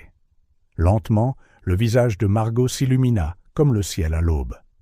« Alors, tu veux être ma maman ?» chuchota-t-elle, comme si elle avait peur d'espérer. Isabelle hocha la tête, des larmes coulant sur son visage. « Oui, ma chérie, si tu le veux. » Avec un cri de joie, Margot se jeta dans les bras d'Isabelle. Amélie regardait, ses propres yeux débordant de larmes, ressentant une douce pointe de ses propres souvenirs. « Et Amélie ?» demanda soudain Margot, se tournant vers la serveuse. « Resteras-tu avec moi aussi ?» Amélie échangea un regard touché avec Isabelle avant de répondre. « Je serai toujours là, Margot. Je te le promets. » La nouvelle se répandit rapidement dans le restaurant. Jean-Pierre sortit de la cuisine avec un plateau de cupcakes de célébration. D'autres membres du personnel se rassemblèrent, offrant leurs félicitations et promettant leur soutien. Plus tard, alors qu'Isabelle remplissait les premiers papiers pour commencer le processus d'adoption, Amélie s'assit à ses côtés, offrant des conseils et un soutien émotionnel. « Ce sera tout un voyage, » murmura Amélie. « Mais vous le méritez toutes les deux, et nous serons tous là pour vous aider. » Isabelle leva les yeux des formulaires, un sourire las mais joyeux sur son visage. « Merci, Amélie. Pour tout, rien de tout cela ne serait arrivé sans vous. » Les deux femmes échangèrent un regard de profonde compréhension. Le coin chaleureux était devenu plus qu'un restaurant. C'était le début d'une famille, d'une communauté bâtie sur la compassion et l'espoir. Alors que le soleil se couchait dehors, baignant la pièce d'une lueur dorée, l'avenir semblait brillant, avec des possibilités infinies. Pour Margot, pour Isabelle, pour Amélie, et pour tous les enfants dont la vie serait touchée par le miracle qui a commencé une veille de Noël au coin chaleureux. Le lendemain matin, alors que les premiers rayons de l'aube pointaient à l'horizon, Isabelle ouvrit les portes du coin chaleureux. Le restaurant, silencieux et immobile, semblait vibrer des possibilités d'un nouveau jour. Isabelle sourit, se rappelant comment, il y a quelques semaines à peine, cet endroit n'était qu'une entreprise. Maintenant, c'était le cœur battant d'une transformation. Margot, encore endormie, s'agrippa à la main d'Isabelle en entrant, ses yeux brillants d'un nouvel espoir et d'un sentiment d'appartenance. « Alors ?» demanda Margot, sa petite voix débordant d'anticipation. « C'est notre maison maintenant ?» Isabelle s'agenouilla, rencontrant le regard de la jeune fille. « Oui, ma chérie, ce sera notre maison. Et plus que ça, ce sera un foyer pour beaucoup d'autres enfants qui ont besoin d'aide. » Le bruit de pas annonça l'arrivée d'Amélie, son visage illuminé d'un sourire chaleureux. « Bonjour, la famille » dit-elle, et le mot « famille » portait un poids particulier. Les trois partagèrent une étreinte, un moment de connexion silencieux avant le début de la journée. Amélie portait déjà une pile de papier, des ébauches pour le nouveau programme de soutien communautaire. « J'ai quelques idées », commença-t-elle alors qu'ils se dirigeaient vers la cuisine pour le petit déjeuner. Je pensais que nous pourrions commencer par un programme de mentorat. Les enfants de l'orphelinat pourraient venir régulièrement, apprendre des compétences culinaires, mais aussi recevoir un soutien émotionnel. Isabelle acquiesça avec enthousiasme. « C'est brillant, Amélie, et nous pouvons l'étendre pour inclure des leçons d'éducation financière, de l'aide aux devoirs. » Margot, qui avait écouté en silence, leva timidement la main. « Je veux aider aussi. Peut-être raconter aux autres enfants ce que c'est que d'avoir une nouvelle famille. » Le cœur d'Isabelle fondit à la demande de Margot. « Bien sûr que tu le peux, mon amour. Ta voix et tes expériences sont si importantes. » Alors qu'elles préparaient le petit déjeuner ensemble, les trois continuèrent à réfléchir, leurs rêves et leurs plans s'entremêlant comme les arômes qui remplissaient la cuisine. Bientôt, d'autres membres du personnel arrivèrent. Jean-Pierre fit irruption avec son enthousiasme habituel pour s'arrêter net devant la scène familiale qui se présentait à lui. « Eh bien, sourit-il, on dirait qu'on a une petite famille ici. » Sophie arriva peu après, son attitude habituellement professionnelle adoucie par un sourire sincère. « Amélie, appela-t-elle, j'aimerais discuter de quelques idées pour le programme. Je réfléchissais à la manière dont nous pouvons optimiser nos ressources pour un impact maximal. » Amélie et Isabelle échangèrent un regard reconnaissant. Le changement d'attitude de Sophie était tangible, un témoignage du pouvoir transformateur des événements récents. Alors que le restaurant s'animait autour d'eux, se préparant pour une autre journée chargée, Isabelle rassembla tout le monde pour une brève réunion. « Comme vous le savez tous, commença-t-elle, beaucoup de choses ont changé ces dernières semaines. Le Coin Chaleureux n'est plus seulement un restaurant, c'est un foyer, un sanctuaire, un lieu d'espoir. » Elle fit une pause, observant chaque visage. Et c'est en grande partie grâce au courage d'Amélie de partager son histoire. Amélie, sentant le poids de tant de regards, prit une profonde inspiration avant de parler. « Grandir dans un orphelinat n'a pas été facile, commença-t-elle, la voix tremblante mais résolue. Mais cela m'a appris la valeur de l'empathie et de la communauté. Maintenant, nous avons la chance de faire une réelle différence dans la vie d'autres enfants. » Jean-Pierre, les yeux pleins de larmes, fut le premier à parler. « Amélie, ta force est inspirante. Compte sur moi pour tout ce dont le programme a besoin. » Sophie, habituellement si réservée, surprit tout le monde en se levant et en étreignant Amélie. « Merci, chuchota-t-elle, d'avoir ouvert nos yeux. » La réunion devint une séance de brainstorming collective. Les idées fusaient, des initiatives éducatives aux événements de collecte de fonds mensuels. L'enthousiasme se propagea comme une traînée de poudre, même parmi le personnel qui avait été sceptique auparavant. À midi, le Coin Chaleureux bourdonnait d'un but renouvelé. Les clients réguliers, en apprenant les changements, offrirent leur aide et leurs ressources. La nouvelle se répandit rapidement en ville et bientôt le téléphone ne cessa de sonner avec des offres de bénévoles et de dons. Amélie, dans son nouveau rôle de leader, semblait s'épanouir. Ses expériences personnelles apportaient une perspective inestimable à chaque aspect de l'initiative. Elle parlait avec une passion qui dynamisait tout le monde autour d'elle, ses paroles imprégnées d'authenticité. À la tombée du crépuscule, Isabelle trouva un moment de calme pour réfléchir. Elle regarda Amélie interagir avec Margot et quelques autres enfants de l'orphelinat qui étaient revenus pour une visite, son cœur gonflé de gratitude et d'espoir. Incroyable, n'est-ce pas? La voix de Sophie la surprit. La directrice se tenait à côté d'elle, un regard contemplatif sur son visage. Comment une seule personne peut tout changer? Isabelle hocha la tête en souriant.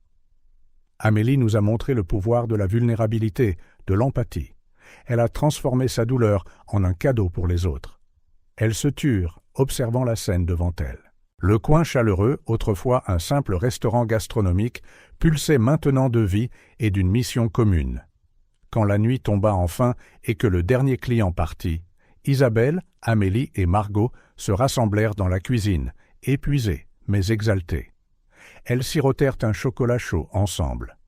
« Sortons dehors », suggéra soudain Isabelle. « Je veux vous montrer quelque chose. » Ensemble, elles se rendirent sur le petit balcon arrière.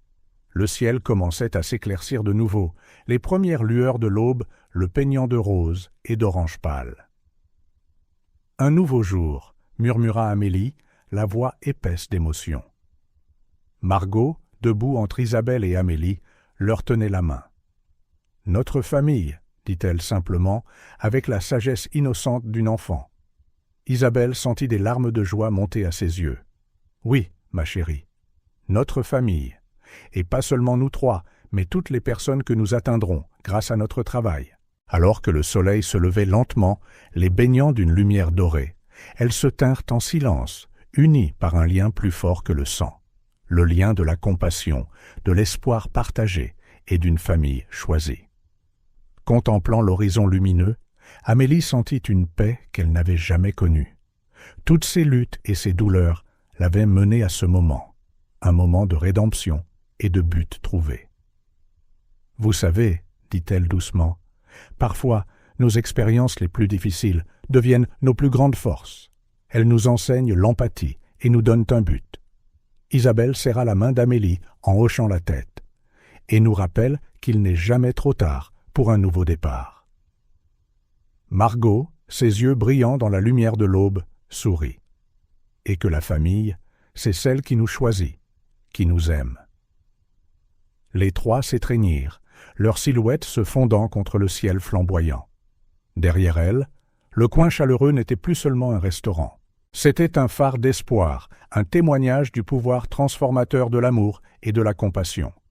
Et alors que le nouveau jour se levait, il portait avec lui la promesse d'innombrables vies touchées et de cœurs changés. Tout cela parce qu'une serveuse courageuse a choisi de faire la différence, qu'une propriétaire de restaurant compatissante a ouvert son cœur et qu'une petite fille des rues a rappelé à tout le monde le vrai sens de la famille. Le soleil franchit enfin l'horizon, les baignant d'une lumière dorée. Un nouveau jour, un nouveau commencement. Et avec lui, la certitude que, quelle que soit l'obscurité de la nuit, l'aube apporte toujours la promesse d'espoir et de renouveau. Le coin chaleureux avait été changé à jamais par les événements de cette veille de Noël. Ce qui avait commencé comme un simple acte de gentillesse avait déclenché un mouvement, attirant des personnes de tous horizons dans une cause plus grande qu'elle. Maintenant, alors que les premiers rayons du soleil se répandèrent dans le ciel, l'avenir brillait de possibilités. Pour Amélie, pour Isabelle, pour Margot et pour chaque enfant dont la vie serait touchée par le miracle né sous le toit du coin chaleureux. Car c'était là, après tout, le véritable esprit de Noël, le pouvoir de changer des vies par la compassion, l'espoir et un peu de courage.